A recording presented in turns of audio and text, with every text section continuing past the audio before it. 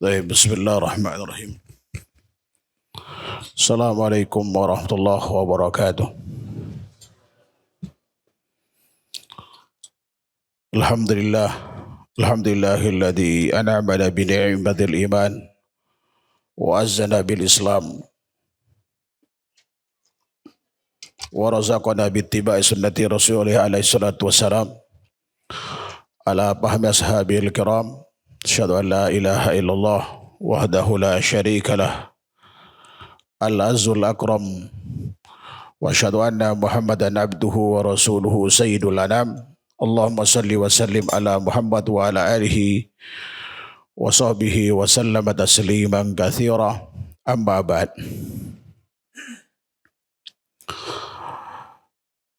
Ikhwan dan akhwat sekalian yang dirahmati Allah Subhanahu wa taala. Alhamdulillah, pada malam yang berbahagia ini Allah Subhanahu wa taala pertemukan kita kembali dalam kajian bulanan kita. Sejatinya malam ini adalah lanjutan pembahasan kitab Ahkamul Janaiz. Namun mengingat sebentar lagi kita akan memasuki malam nisfu Sya'ban, sehingga untuk sementara kita bahas kajian tematis dengan tema misteri malam nisfu Sya'ban. Dan alhamdulillah Allah pertemukan kita di tempat mulia ini dalam keadaan sehat walafiat. Salawat taring salam senantiasa kita berikan kepada Nabi kita Muhammad sallallahu alaihi wasallam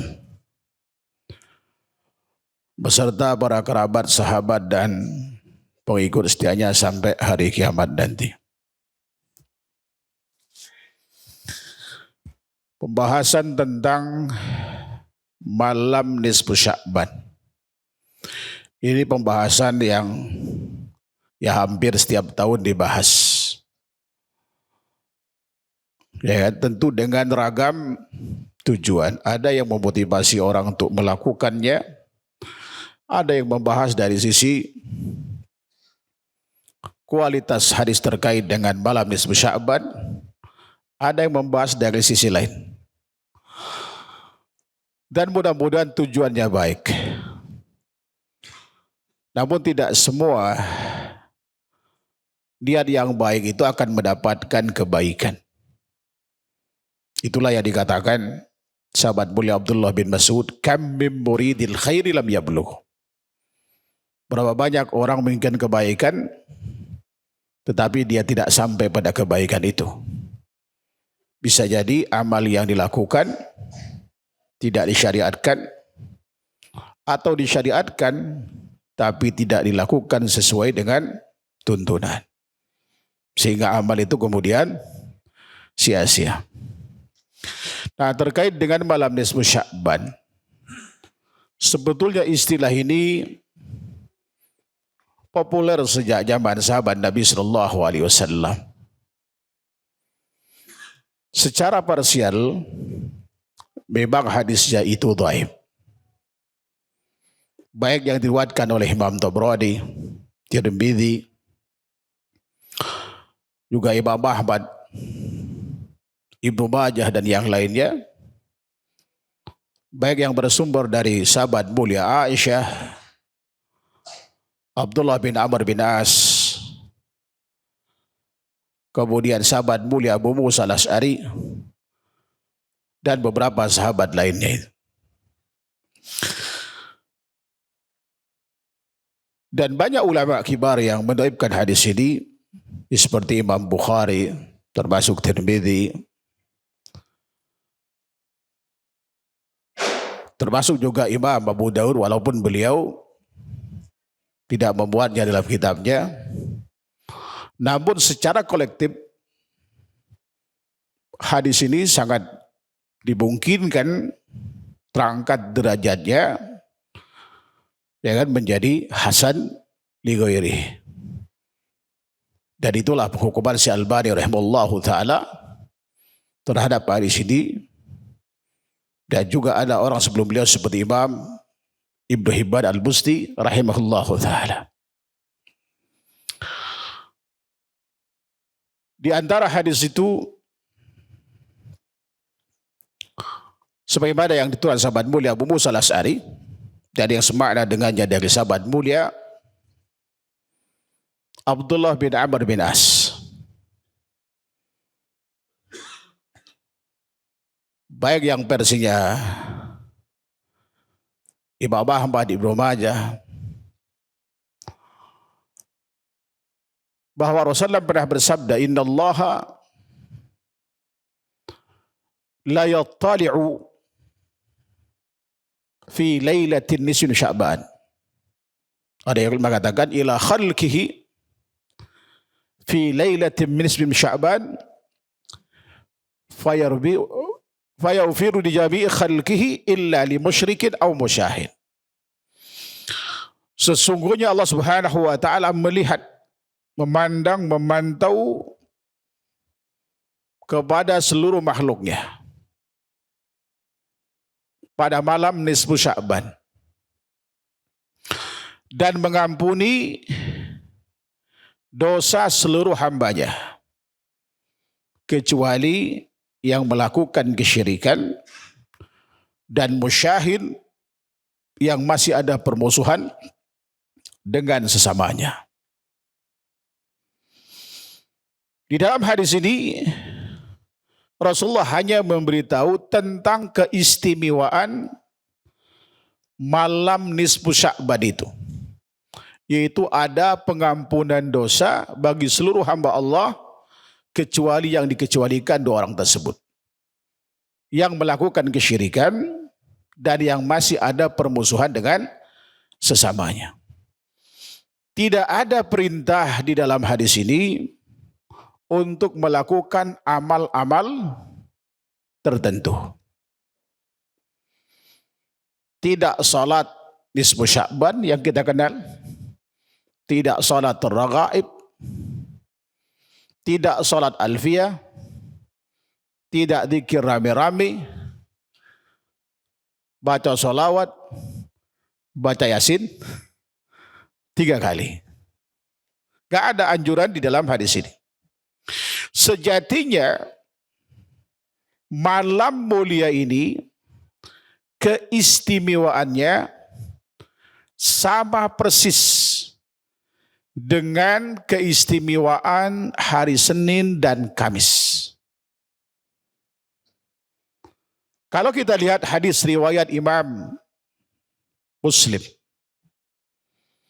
atau riwayat Imam Abu Dawud, Tirmidzi, Ibnu Majah, Imam Malik, Ahmad, semua bermuara dari sahabat mulia Abu Hurairah radhiyallahu anhu.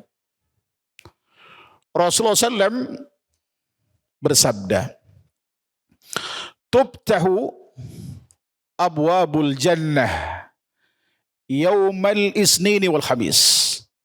Ada riwayatan menggunakan kata kulla yaumal isnini wal khamis. Fayughfar likulli abdin la yushriku billahi syai'an illa rajulan kana bainahu wa baina akhihi syahnain. Qila anziru an hadaini ar-rajulaini hatta yastaliha. Anziru an hadaini ar-rajulaini hatta yastaliha. Anziru an hadaini ar-rajulaini hatta yastaliha. Seluruh pintu surga itu akan dibuka setiap malam Senin, setiap Senin dan Kamis. Dan akan diampuni dosa setiap hamba yang tidak menyekutukan Allah dengan suatu apapun, kecuali seorang yang masih ada permusuhan antara dia dengan saudaranya. Dikatakan kepada mereka, tangguhkan penghapusan dosa dari kedua orang ini sampai mereka berdamai. Diulang sampai 3 kali oleh Rasulullah Shallallahu Alaihi Wasallam. Yang perlu digarisbawahi di dalam hadis ini, ya kan, bahwa di hari Senin dan Kamis juga ada pengampunan dosa bagi seluruh hamba Allah Subhanahu wa taala, kecuali yang melakukan kesyirikan dan orang yang masih ada permusuhan dengan saudaranya sampai dia damai. Pertanyaannya, sama enggak dengan keistimewaan malam nisfu Sya'ban? Sama apa tidak? Sama. Pertanyaannya adalah, kenapa malam nisfu Sya'ban begitu diistimewakan sehingga termotivasi banyak melakukan amal, sementara Senin dan Kamis tidak? Ada yang bisa jawab? Simpan di dalam hati masing-masing dan cari jawabannya. Padahal secara kualitas hadisnya, Senin Kamis itu gak ada satupun ulama yang menyelisih tentang kesahihannya. Sementara nisfu Sya'ban masih debatable. Baik.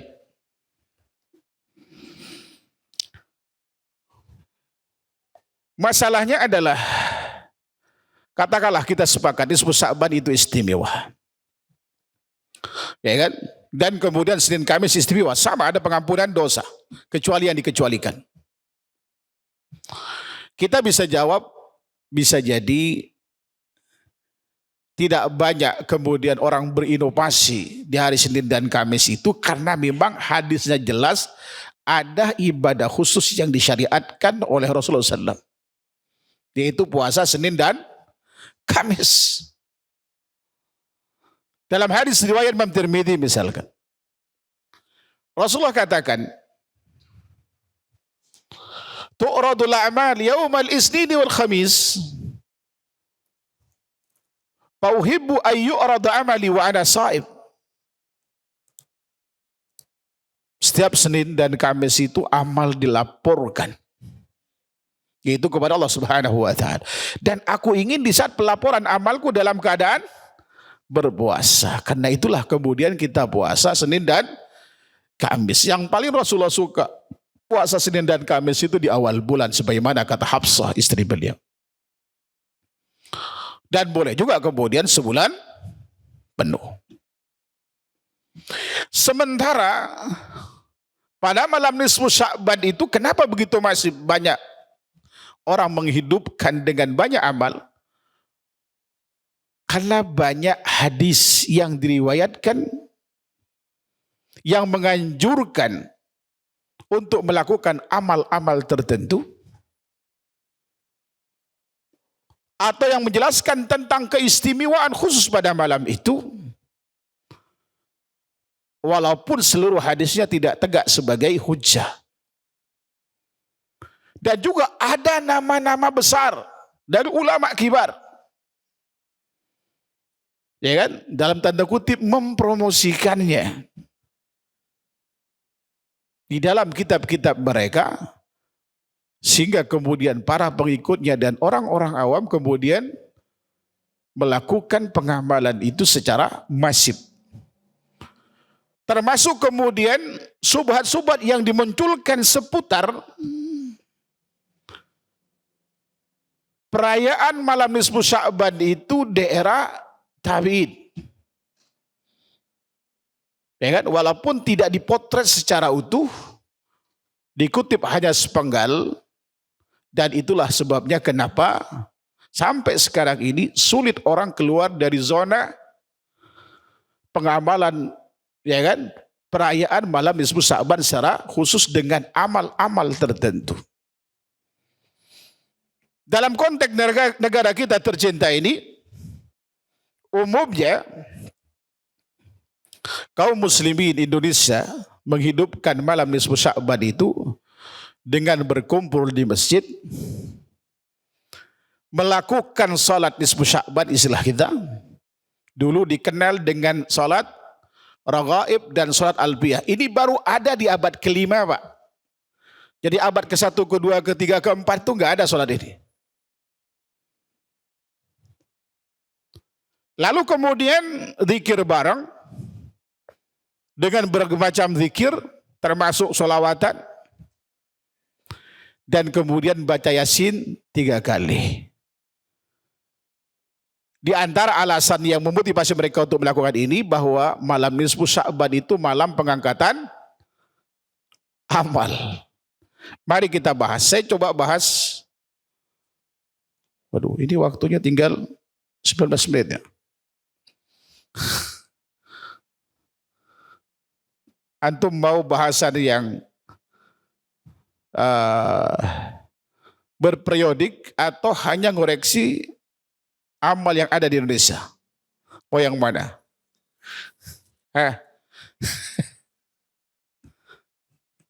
Mana kira-kira?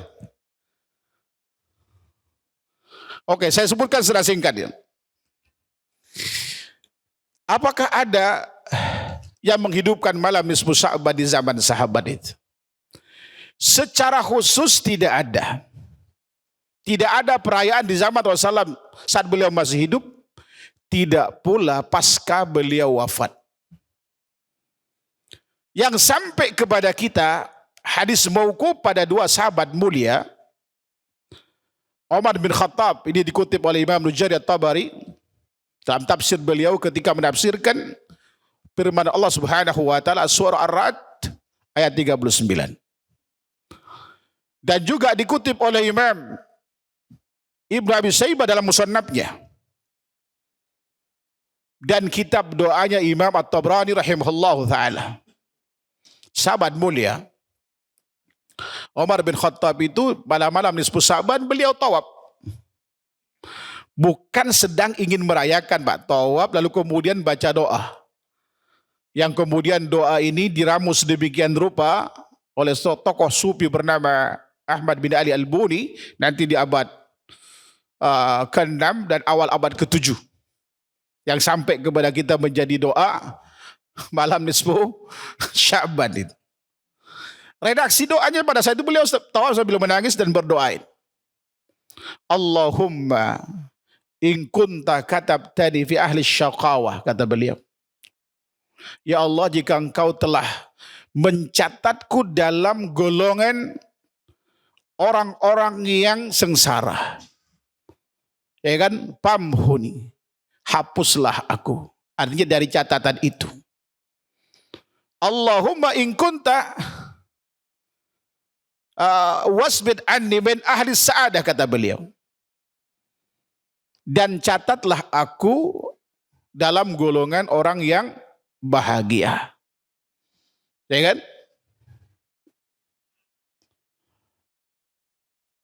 Innaka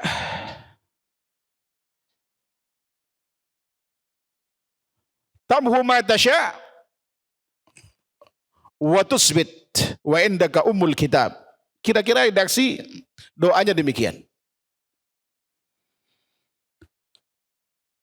Dan catatlah aku dalam golongan orang-orang yang bahagia, yang beruntung. Ya, karena sesungguhnya engkaulah yang maha berkehendak, ya kan, untuk menetapkan dan menghapus, ya kan, orang-orang yang Anda sukai. Dan padamu, ya kan, ummul kitab, yaitu Lauh al-Mahfuz.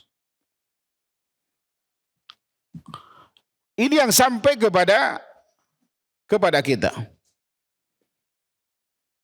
Coba saya akan nukil redaksinya. Karena ini belum familiar dalam ingatan saya.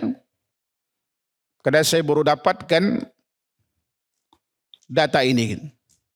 Ketika saya mencoba mencari tahu tentang asal muasal doa nisfu Sya'ban itu. Ya kan? Allahumma in kunta katabtani bi ahli saqawa famhuni Wasbid bi fi'alis sa'ada fa innaka tamhu ma tasya' wa tusbit wa indaka ummul kitab. Betul sebagaimana yang saya sampaikan tadi. Ya Allah, jika engkau telah menuliskanku dalam golongan orang yang celaka atau yang binasa, maka hapuslah catatan itu dan tetapkanlah aku dalam golongan orang yang bahagia. Karena sesungguhnya engkau menghapus apa yang engkau kehendaki dan menetapkan apa yang engkau kehendaki. Dan di sisimu terdapat ummul kitab, yaitu Lauh al-Mahfuz. Itu yang ada zaman itu. Ya kan? Dan masing-masing beribadah secara parsial, secara infrared. Ya kan? Ya di rumah masing-masing, tidak ada kemudian perayaan secara khusus gitu. Begitu pula kemudian daerah tabi'in. Di Hijaz tidak ada kemudian perayaan-perayaan khusus itu. Makanya kemudian ketika ada sebagian tabi'in di Syam ini terdiri dari Damaskus dulu, Palestina dan Suria, Yordan gitu ya. Ada 3 ulama besar di era itu yang menghidupkan malam ini dengan berpakaian rapi, pakai wangi-wangian, lalu pergi ke masjid. Apa yang melakukan? Sholat sunnah, yaitu lail berjamaah, dan kemudian berdoa, ya baca Quran dan seterusnya. Artinya yang mereka lakukan itu adalah amal yang disyariatkan. Seperti yang dilakukan oleh Al-Imam Khalid bin Mi'dan. Dia meninggal di tahun 104 Hijriah. Kemudian ada Makhul Asy-Syami, meninggal di 112 Hijriah. Ada yang mengatakan antara 113 sampai 118 Hijriah. Dan ada Luqman bin Amir, meninggal di tahun 118 Hijriah. Semua ini berada di Syam. Cuma yang dipremeng sekarang itu tuh mereka saja salafus saleh. Ya gitu ya. Mereka merayakan malam nisfu Syaban, tapi tidak sebutkan apa yang mereka lakukan. Yang mereka lakukan itu yang pasti tidak ada baca Yasin 3 kali. Saat itu tidak ada yang namanya salat nisfu Sa'ban. Tidak ada yang namanya, belum ada yang namanya salat raghaib yang 12 rakaat. Tidak pula yang 100 rakaat. Belum ada pada saat itu. Yang mereka lakukan itu hanya sholat tahajud dan seterusnya itu. Hanya dilakukan bersama di masjid. Ini ditentang oleh para ulama tabi'in yang berada di Hijaz, Mekah dan Madinah. Hijaz itu Mekah, Madinah, Taib. Di situ ada Atha bin Abi Rabah, Ibnu Abi Malika, dan kemudian di abad kedua di zaman Imam Malik rahimahullah sangat menentang perbuatan ini gitu. Menentang perbuatan apa? Perayaan malam nisfu Sa'ban dilakukan di masjid itu. Pada saat itu. Dan orang-orang Madinah melakukannya ya qiyamul lail sebagaimana umum mereka lakukan pada hari-hari biasa. Di rumah mereka masing-masing, tidak di masjid. Nah, kemudian mulai bergeser. Ya kan? Ada perubahan dan perkembangan berikutnya, amal-amal yang dilakukan dan orang yang melakukan secara terbuka di masjid, yaitu ya setelah Al-Imam Syafi'i rahimahullahu taala di abad kedua, dan beliau meninggal di akhir abad kedua 204, di awal abad ketiga Hijriah. Ada hadis yang kemudian beliau kutip dalam kitab beliau, dinukil dari gurunya bernama Ibrahim bin Muhammad bin Abi Yahya Al-Aslami. Dia lahir di tahun 100 Hijriah, meninggal di 182 Hijriah.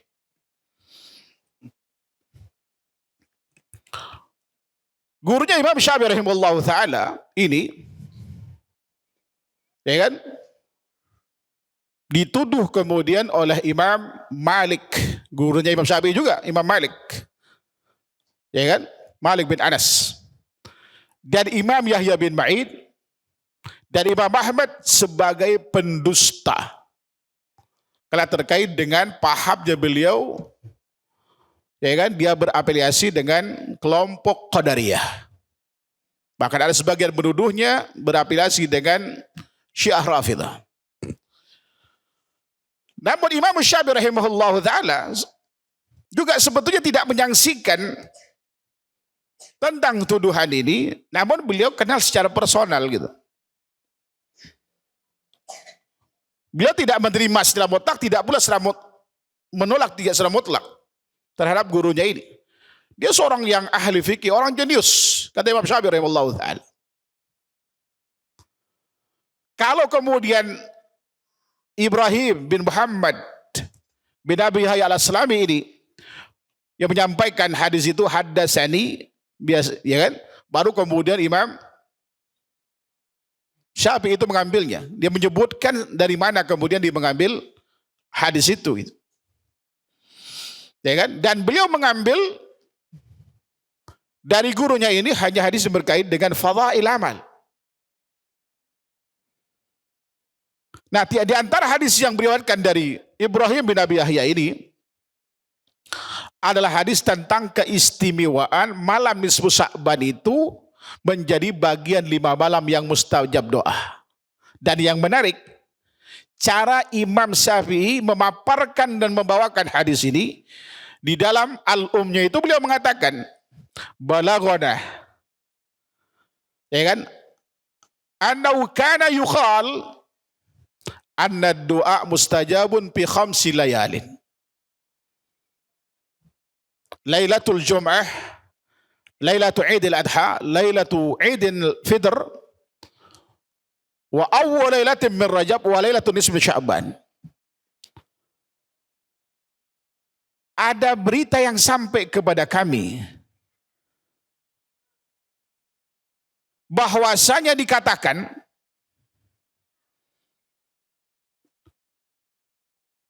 bahwa doa itu mustajab dalam 5 malam berikut ini.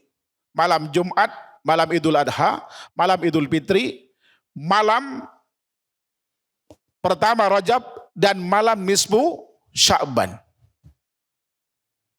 Beliau tidak menyebut nama gurunya, karena nama ini bermasalah ketika disebut. Ya kan? Namun penelusuran Al-Imam Baihaqi dan Sunan Al-Kubra, dia menggunakan jalur yang dari Ibrahim bin Abi Yahya ini dari sahabat mulia Umam Al-Bahili.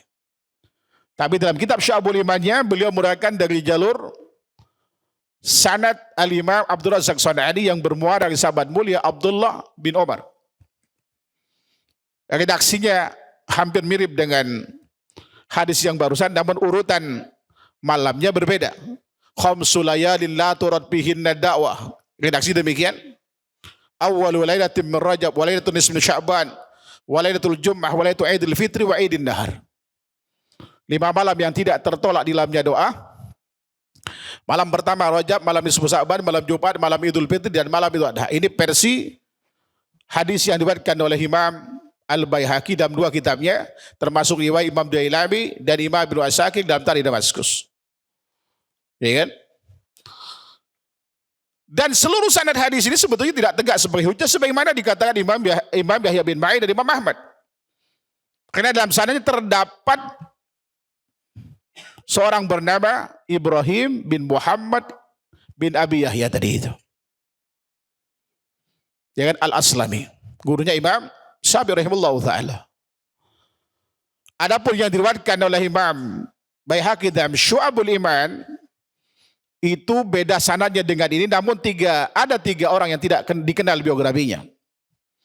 Karena Imam Abdul Razak San'ani ketika menyampaikan hadis ini kepada murid-muridnya, dia berkata, haddatsani man sami al-Bailaman anil Bailaman an abihi an ibni Umar.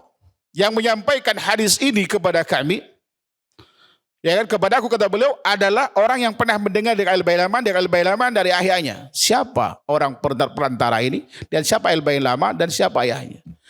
Ini ada 3 orang tidak dikenal biografinya. Biasanya Imam Ahmad itu ketika mendapatkan di dalam sanad suatu hadis itu lebih dari 3 orang tidak dikenal biografinya, beliau selalu mengatakan hadis ini saya yakin dan aku duga kan kalau dia adalah dusta atas nama Rasulullah SAW. Tapi nama Imam Syafi'i rahimahullah ta'ala itu cukup berpengaruh. Dan beliau menjadikan ini sebagai dalil untuk fadail amal aja kata beliau itu. Untuk memotivasi orang melakukan amal. Maka dampaknya di abad ketiga, ya kan, dalam catatan Imam Abdul Walid Al-Azraqi dalam tarikh Makkahnya, beliau menjelaskan bahwa penduduk Mekah pada saat itu ya kan sudah merayakan malam nisfu Sya'ban itu dengan melakukan apa? Amal yang dilakukan masih syar'i pada saat itu. Tawaf, menghatamkan Al-Qur'an, kan gitu ya. Lakukan qiyamul lail, berdoa tengah malam, masih standar. Di situ belum ada yang namanya baca Quran 3 kali, belum ada, Pak. Ya kan? Baca selawat bareng-bareng belum ada. Dikir bareng enggak ada. Ya kan? Masih syar'i. Amal-amal itu masih syar'i. Hanya dihidupkan malam itu aja. Poinnya itu.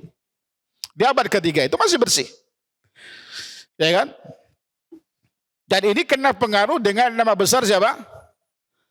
Al-Imam Syafi'i rahimahullah ta'ala tadi itu. Kemudian yang berikutnya di abad keempat. Ya kan? Ini sudah mulai masif, ya kan? Orang menghidupkan malam nisfu Sya'ban. Ya kan? Tapi sampai abad keempat ini masih relatif masih aman lah. Abad 1, 2, 3, 4 itu. Ya kan? Hanya dilakukan ya berkumpul di masjid, baca Quran dan seterusnya itu. Qiyamul lailnya semakin panjang. Tapi yang dilakukan itu qiyamul lail, bukan salat raghaib, salat nisfu Sya'ban.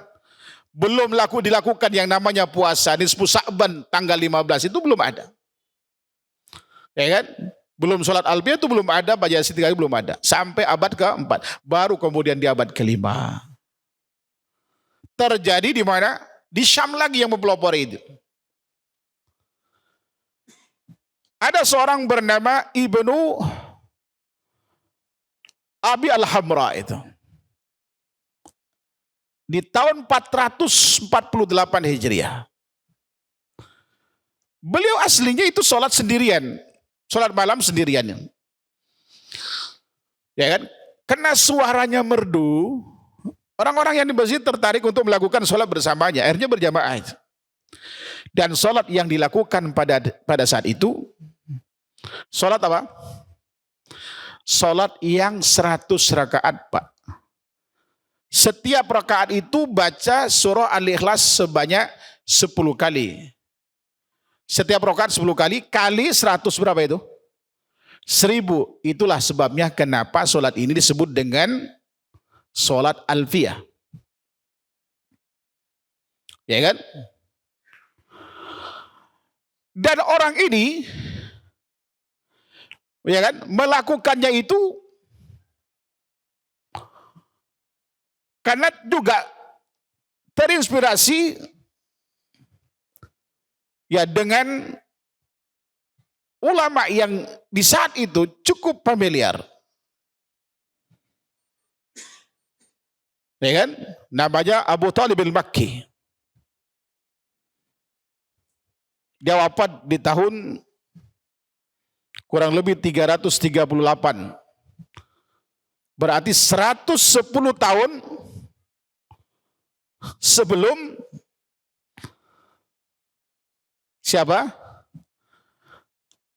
Ibnu Abil Hamra ini melakukan salat itu. Ini yang disebut dengan salat alfiyah. Dan salat alfiyah ini itu hadisnya palsu. Imam Ibnul Jauzi masukkan dalam Kitabul Mawdu'at Ya kan? Memasukkannya dalam Kitabul Mawdu'at, di kumpulan hadis-hadis palsu yang sampai ke kita sekarang itu ada versi yang 2 jilid, 5 jilid yang sudah ditahqiq gitu. Saya punya yang versi 5 jilid. Dan ini hadis tidak ada asalnya. Dusta atas nama Rasulullah sallallahu alaihi wasallam.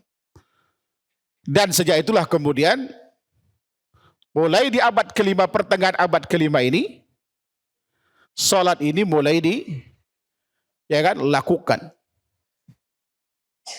Termasuk kemudian salatul ghaib yang 12 rakaat itu. Sehingga saya ada riwayat Imam Baihaqi dalam Syu'abul Iman, hadis palsu, juga riwayat Imam Ahmad rahimahullahu taala. Ya kan? Masuk kemudian ke abad ke-6. Di abad kelima ada Imam Al-Ghazali juga memasukkan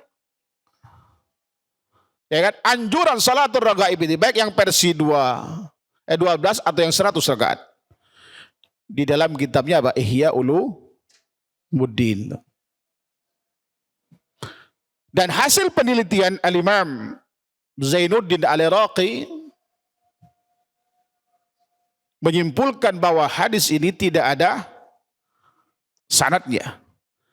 Ya kan? Ada koreksian Imam Zainuddin Al-Iraqi, gurunya Ibnu Hajar yang meninggal tahun 806,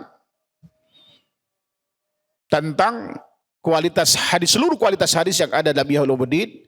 Beliau himpun dalam sebuah kitab namanya Al-Mughni an Hamlil Asfar bil Asfar fi tahriji ma bil hiya'i minal akhbari wal athar.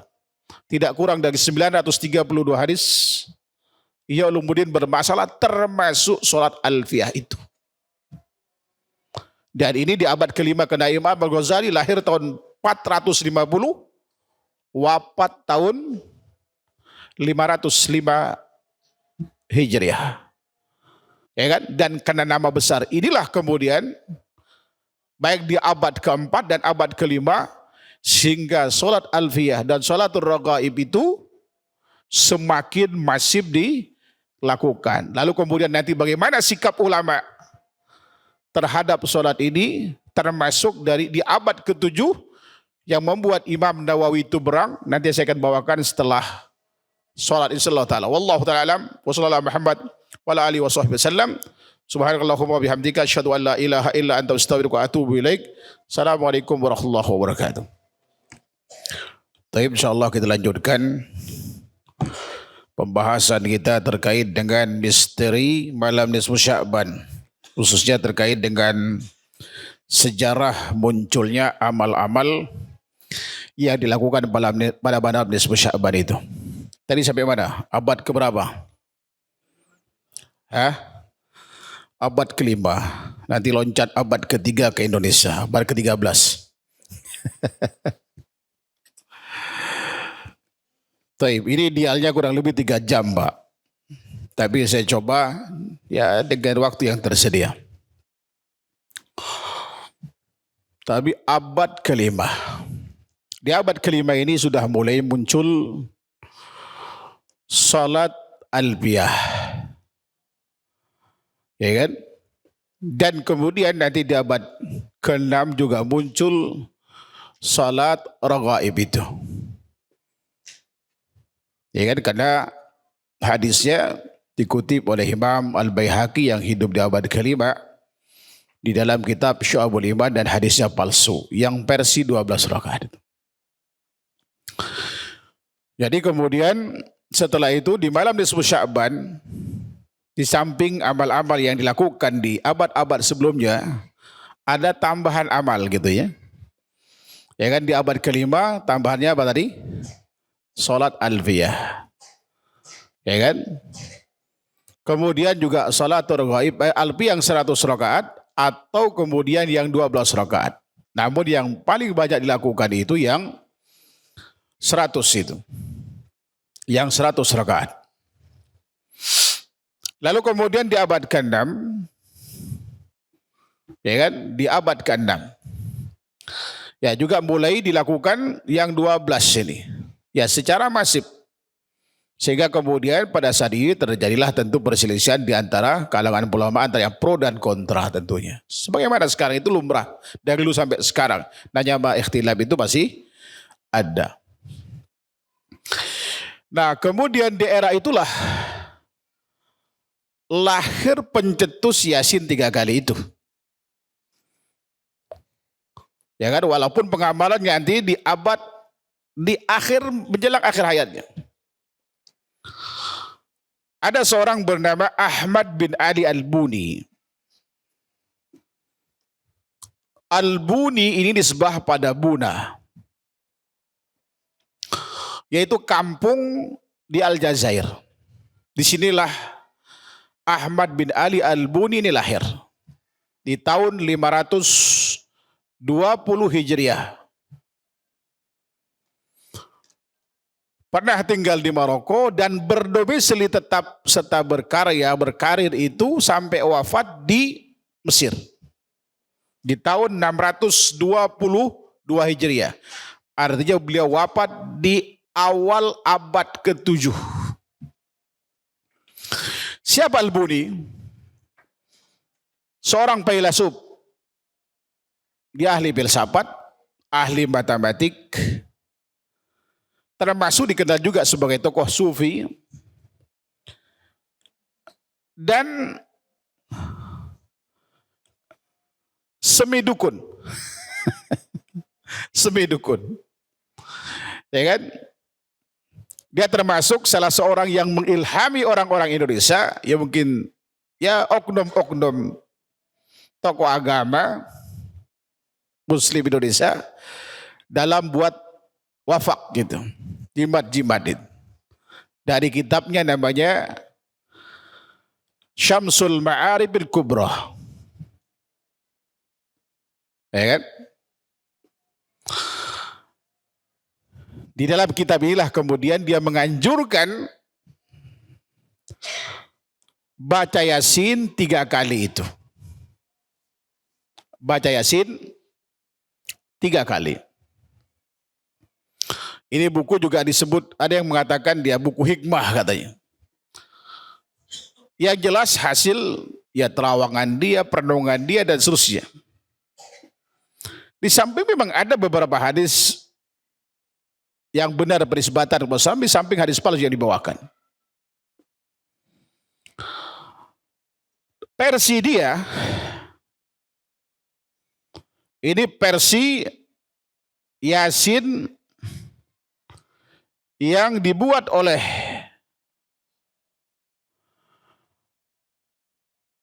Ahmad Ali Al-Buni ini ada 3 kali. Setiap baca Yasin diniatkan yang pertama itu untuk dipanjangkan umur dalam ketaatan kepada Allah. Setelah itu baca doa berikut ini. Allahumma ya dal manni wala yumannu alaik. Ya dal jalali wal ikram. Ya dal tuli wal in'am. La ilaha illa anta.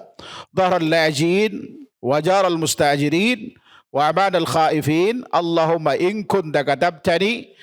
Indaka bi ummil kitab syaqiyan. Au mahruman. Au matrudan.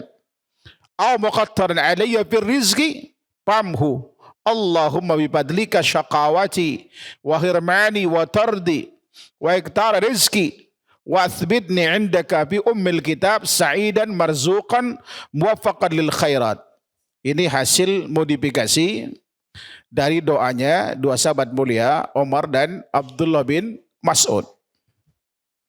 Bagian ini semakna dengan doa tersebut. Cuman ada modifikasi dari dia. Kemudian beliau katakan, "Fa innaka qulta wa qaulukal haqq fi kitabikal munazzal ala lisani nabiyyikal mursal. Yamhu Allahu ma yasha wa yuthbit wa indahu umul kitab. Ilahi bit-tajalli al-a'zam bi lailatin nisfi syahri Sa'ban al-muqarram allati yabruqu fiha kullu amrin hakim. Wa yabram an takshifa anna min al-bala ma ta'lam wa ma la na'lam. Wa ma anta bi'alam innaka antal a'azzul akram wa sallallahu ala sayyidina Muhammadin wa ala alihi wa sahbihi wasallam. Ini doa dibaca setelah selesai baca Yasin pertama. Begitu pula yang kedua, niat yang kedua supaya terhindar dari mara bahaya, setelah selesai baca doa ini lagi. Begitu pula yang ketiga dengan niat supaya tetap dalam keimanan dan istiqamah sampai wafat itu, lalu kemudian baca ini. Itu cara yang dianjurkan untuk dilakukan. Baca Yasin 3 kali, versinya Al-Buni pencetusnya itu. Ya kan? Tapi versi Indonesia doa ini dilakukan secara sendiri dan baca Yasin 3 kali. Udah dikurangi. Jadi Indonesia itu nggak mau yang original. Ya kan, nggak mau yang original. Taib. Nah, kemudian dan ini dilakukan, ada yang menyebutkan bahwa karena banyak penentangan terhadap pelaksanaan salatul raghaib dan salat alpiyah yang dikenal kemudian dengan salat nisfu Sya'ban, itu banyak ulama menentangnya itu. Setelah mereka telusuri dan mengkaji tentang kualitasnya, ya kan? Akhirnya kemudian ada yang meninggalkan, ada yang tidak. Sehingga tapi mereka tetap meyakini nisfu Sya'ban itu istimewa. Harus ada amal yang dilakukan. Lalu kemudian muncul ide-ide baru berinovasi dalam melakukan amal-amal itu. Ya muncullah diantaranya baca Yasin 3 kali. Saya pernah sebetulnya ngumpulin hadis Yasin ini, sehingga saya ada 33 hadis. Namun tidak ada satupun hadis yang benar penisbatan kepada Rasulullah yang memenuhi syarat diterima hadis itu. Dan ada hadis yang maktu pada tabi'in. Mayoritas hadisnya ada dusta atas nama Rasulullah SAW. Dari ke-33 hadis ini tidak ada anjuran baca Yasin 3 kali pada malam nisfu Sya'ban. Artinya jangankan yang sahih, yang palsu pun tidak ada Pak hadisnya. Ini murni kreasi Al-Buni. Bisa dikatakan baca Yasin 3 kali itu adalah ajaran Al-Buni, bukan ajaran Rasulullah SAW. Bukan tidak boleh baca Yasin pada malam nisfu Sya'ban. Kalau antum pas akikah lagi pengen baca Yasin pada malam nisfu Sya'ban tanpa keyakinan, keistimewaan dan kekhususan harus dibaca pada nisfu Sya'ban, boleh apa tidak? Boleh saja, tidak ada masalah. Karena itu bagian dari Al-Quran. Yang jadi masalah itu ketika dilakukan dengan niat tertentu, tujuan tertentu, nentukan kemudian apa? Ayatnya, suratnya, waktunya, ya kan? Dan kemudian dia pula yang menentukan keistimewaannya. Ini yang jadi masalah. Ini perlu dalil. Kalau nggak ada dalil itu beda. Betul perintah baca Al-Quran itu kapan saja boleh dilakukan. Namun ketika Rasulullah tidak pernah mengkhususkan baca Yasin pada malam nisfu Sya'ban sepanjang hidupnya, maka sunnahnya adalah tarkiyah, meninggalkan apa yang Rasulullah tinggalkan. Sunnah tarkiyah itu ada pendorong untuk dilakukan. Zaman Rasul ada malam nisfu Sya'ban enggak? Ada kan? Ada perintah baca Al-Quran? Ada. Ada pendorong untuk dilakukan. Tidak ada penghalang bagi beliau untuk melakukannya, namun beliau tidak melakukannya, maka sunnahnya meninggalkan apa yang Rasulullah tinggalkan. Kalau kita melakukannya, disitulah terjadi perbuatan bid'ah itu. Lalu kemudian ada tambahan apa tadi? Di samping sholat ada tambahan baca Yasin 3 kali. Ya kan? Kemudian terus bertambah. Sampai pada akhirnya di abad ke-7 itu, Imam Nawawi rahimahullahu ta'ala, ini ulama besar madhab Syafi'i, bukan Nawawi Banten, namanya Abu Zakaria Yahya bin Syaraf An-Nawawi, yang meninggal di tahun 676 Hijriah. Ya kan? Yang punya kitab Arba'in Nawawi, Riyadus Salihin, itu orangnya ini. Mujtahid madhabnya, madhab Syafi'i. Apa kata beliau? Setelah melihat banyak orang melakukan salat nisfu Sya'ban dengan 2 varian itu, yaitu salatul raghaib yang 12 rakaat ataupun yang alfiyah yang 100 rakaat. Beliau mencoba mencari tahu kenapa sih orang begitu masif melakukan ini. Lalu beliau dapatkan kena terpengaruh dengan dua tokoh saat itu ulama besar, ya kan, yang digandrungi oleh, ya kan,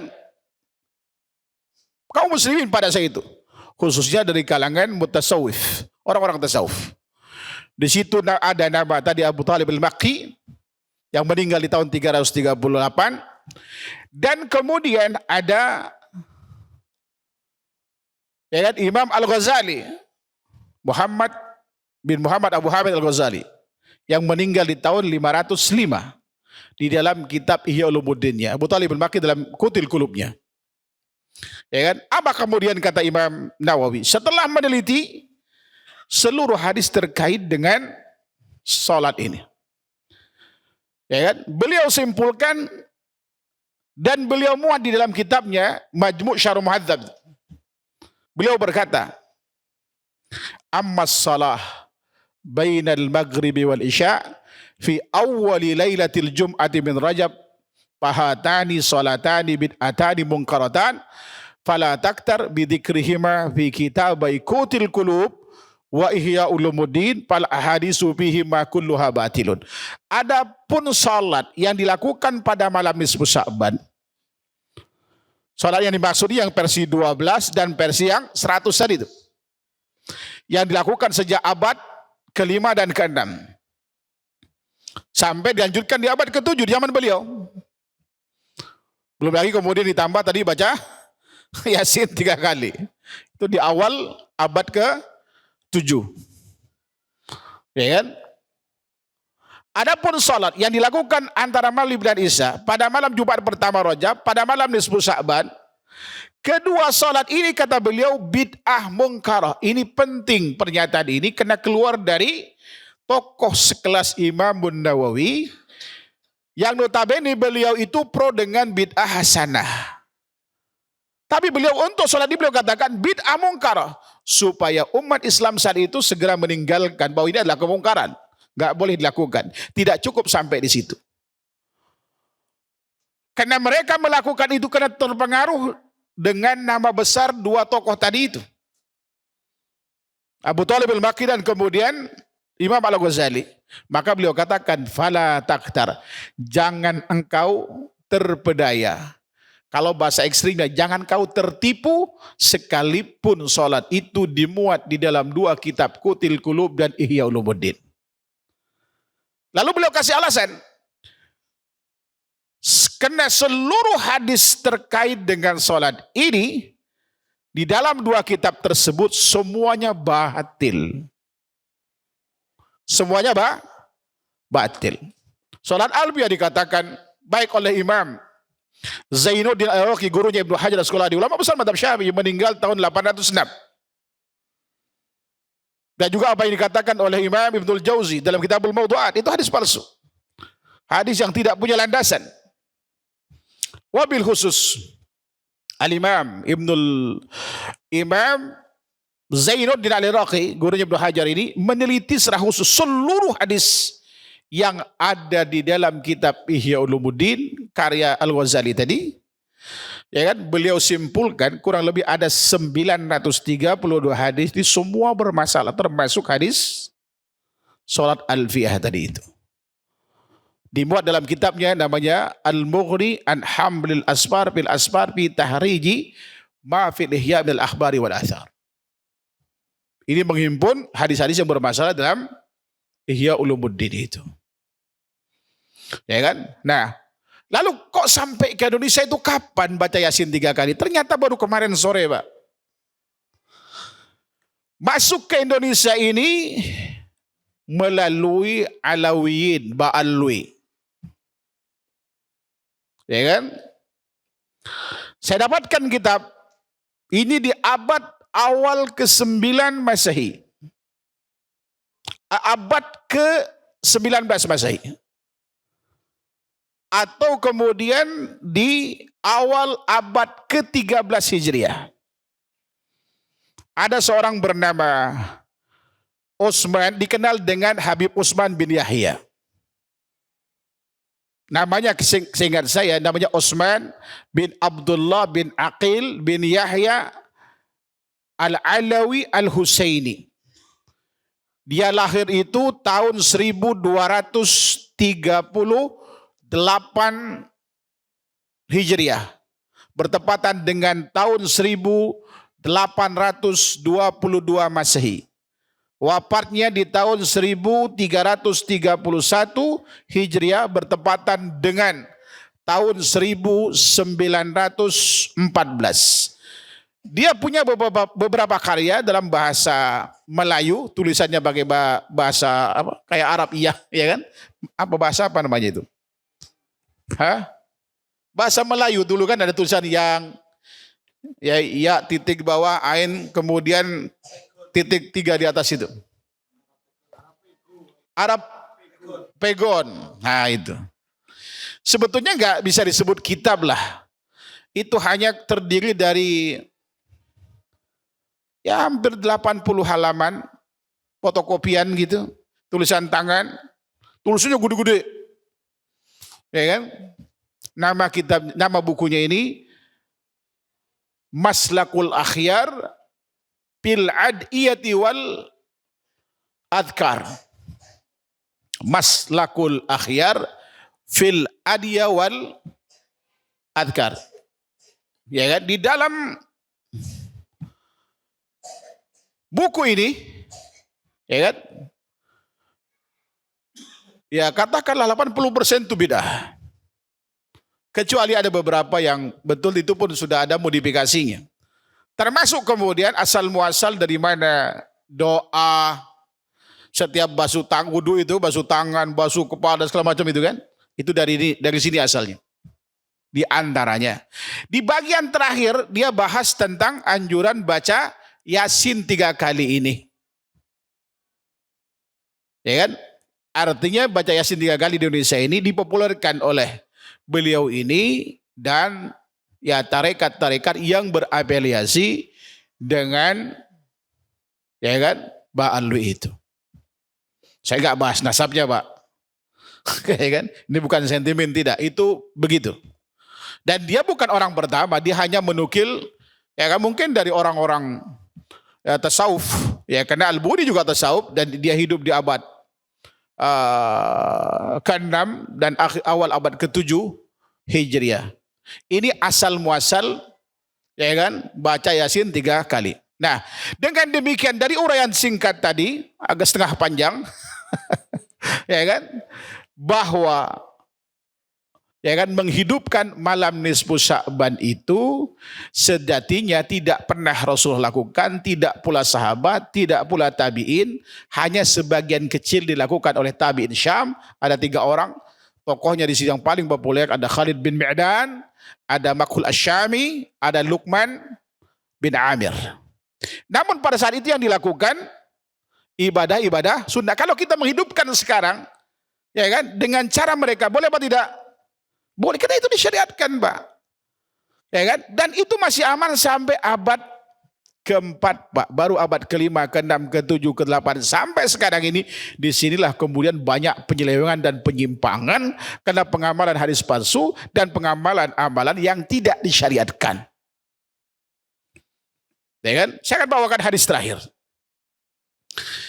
Tadi kita singgung orang banyak kemudian menghidupkan dengan istighfar, dzikir bersama. Apa dasarnya itu? Ya kan? Dari semua literatur memang tidak sebutkan secara spesifik. Tapi saya dapatkan hadis riwayat Imam Ibnu Majah. Ibnu Majah hidup di abad ke-3 dia. Ya kan? Di mana kitabnya termasuk satu dari kitab terbaik setelah Bukhari, Muslim, Abu Daud, Tirmidzi, Nasai, Ibnu Majah. Ya kan? Beliau meriwayatkan satu hadis dari sahabat mulia Ali bin Abi Thalib. Beliau berkata, Rasulullah pernah bersabda, "Idza kanat lailatun nisfi min Sya'ban, faqumu lailaha wa sumu yaumaha, fa inna Allah tabaraka wa ta'ala yanzilu fiha li ghurubis samas ila sama'id dunya fa yaqul ala min mustaghfirin fa aghfiru lah Ala min mustarzikin farzuqah, ala min mubtalan fa'u'afi, ala kada hatta yatul al-fajar. Bila malam nisfu Sya'ban itu datang, maka bangunlah kalian pada malam itu. Lalu diterjemahkan oleh mereka diantaranya dengan sholat nisfu Sya'ban tadi. Dalam bentuk sholat raghaib yang 12 atau versi yang 100. Baik di abad ke-5 ataupun abad ke-6 tadi itu. Lalu kemudian puasalah di siang harinya. Baru sejak di abad ke-5 itu diamalkan puasa nisfu Sya'ban yang hanya dilakukan pada tanggal 15 saja. Padahal yang sahih dari Rasulullah SAW, kata sahabat mulia Aisyah dalam riwayat Muslim misalkan, kana Nabi SAW yasumu Sya'bana kullah wa kana yasumu Sya'bana illa qalila. Rasulullah puasa pernah sebulan penuh di bulan Sya'ban, dan kadang bilang puasa bulan Sya'ban kecuali hanya sedikit hari yang ditinggalkan oleh beliau. Jadi puasa Rasulullah SAW di bulan Sya'ban itu pernah dilakukan sebulan penuh, namun tidak sering. Ya, tidak sering. Jadi tidak ada Rasulullah puasanya tanggal 15. Dan hadis ini nanti palsu yang kita bawakan ini. Lalu kemudian dikatakan dalam hadis ini, karena Allah Tabaraka wa Ta'ala turun ke langit terdekat. Ya kan? Pada malam itu sejak terbenam matahari lalu berkata, adakah orang yang minta rezeki? Aku akan berikan rezeki padanya. Adakah orang yang minta ampun? Aku akan ampuni dosanya. Adakah orang yang tertimpa musibah? Aku akan angkat musibah darinya. Adakah orang yang minta ini dan itu? Aku akan berikan padanya sampai terbit fajar. Ya kan? Memang ada hadis dhaifnya versi riwayat Imam Tirmidzi dari Aisyah radhiyallahu anha bahwa Rasulullah SAW itu turun pada malam nisfu Sya'ban ke langit terdekat.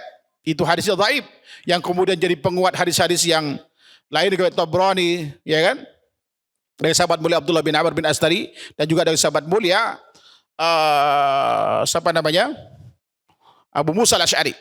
Ya kan? Secara parsial hadis itu dhaif. Namun hadis ini hadisnya palsu nanti. Ya kan? Hadis ini hadisnya palsu. Karena ada seorang bernama Ibnu Abi Subrah.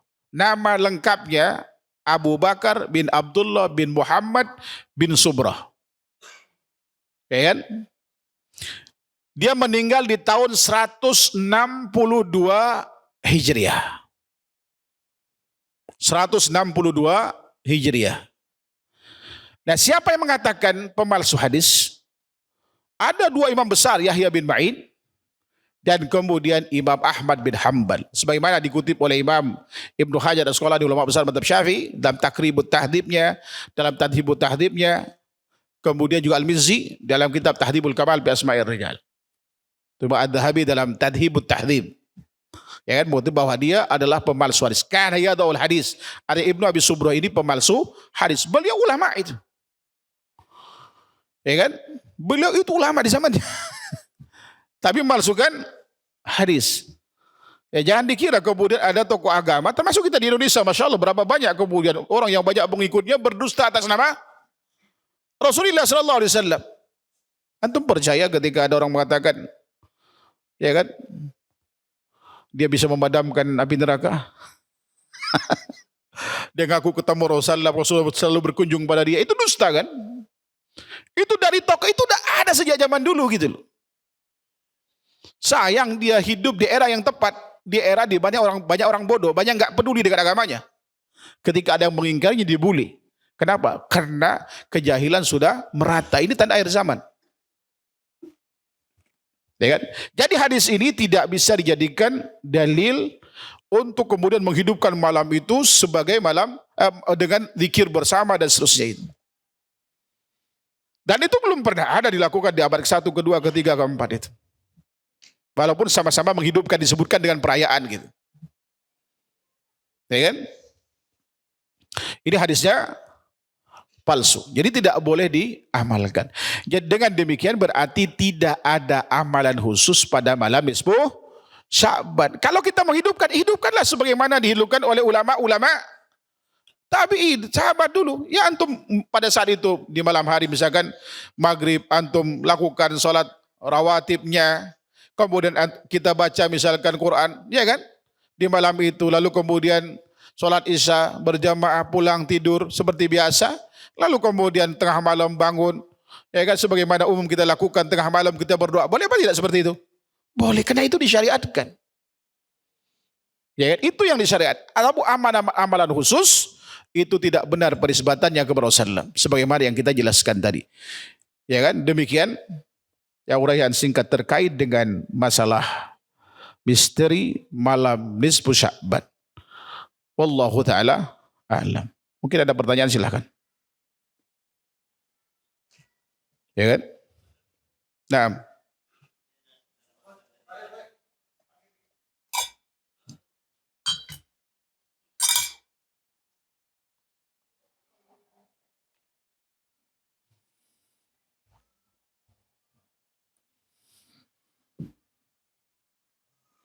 Ya, Assalamualaikum warahmatullahi wabarakatuh. Assalamualaikum warahmatullahi wabarakatuh. Ini lepas dari polemik, Tat, ya kan, malam nisfu Saban. Saya hanya menguatkan aja tadi Ustaz sampaikan, karena memang sejarah malam nisfu Saban itu tadi abad kelima Syam yang dilakukan oleh ulama-ulama Syam, gitu kan. Nah, boleh nggak kita nih ya, ketika kita ingin menghidupkan malam nisfu Saban, ya, kita bikin kajian pada malam itu, terus kita seperti itikaf lah. Misalkan ada yang ada sholat, ada yang membaca Quran, ada yang mau zikir gitu kan. Tapi kita mengumpulkan jamaah. Nah itu boleh Pak enggak Ustaz? Bisa boleh, bisa tidak. Kalau boleh itu misalkan pertama kali kita lakukan dalam rangka memberikan pencerahan kepada umat, menjelaskan tentang apa yang mesti lakukan dan mesti dilakukan pada malam nisfu Sya'ban, silahkan. Tapi kalau setiap tahun rutin, ini akan menjadi sebuah ajaran baru nanti mungkin 100 tahun kemudian. Ya kan? Orang awam di sekitar ini nanti akan menjadikan, oh dulu di masjid ini, ya kan, Cibinang Muara itu, ya kan, pada malam nisfu Sya'ban ustadz-ustadznya selalu menghidupkan malam dengan kajian, dengan itikaf, dengan kayak gini. Nah, itu yang disyariatkan. Sekarang mereka nggak baca lagi kitab, Pak. Ya kan? Tidak boleh kemudian kalau dirutinkan. Wallahu ta'ala alam. Paham yang dimaksud ini? Tidak dinafikan secara mutlak, tidak dibolehkan secara mutlak gitu. Iya, tujuannya boleh, gak ada masalah. Tapi kan tidak mesti setiap malam nisfu Sya'ban. Seperti sekarang kan tidak malam nisfu Sya'ban, itu tadi kita jelaskan. Sehingga nanti pada malam nisfu Sya'ban sudah melakukan yang benar. Tapi kalau kita isi pada malam nisfu Sya'ban itu terus menerus setiap tahun dengan kajian, jadi masalah. Iya kan? Wallahu ta'ala alam. Ada lagi?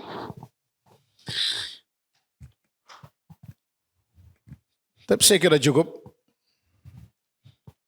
Tinggal kita doa karabatul majlis. Wallahu ta'ala alam wa sallallahu Muhammad wa ala alihi wa sahbihi wasallam. Subhanakallahumma wa bihamdika asyhadu an la ilaha illa anta wa astaghfiruka wa atubu ilaik. Assalamualaikum warahmatullahi wabarakatuh.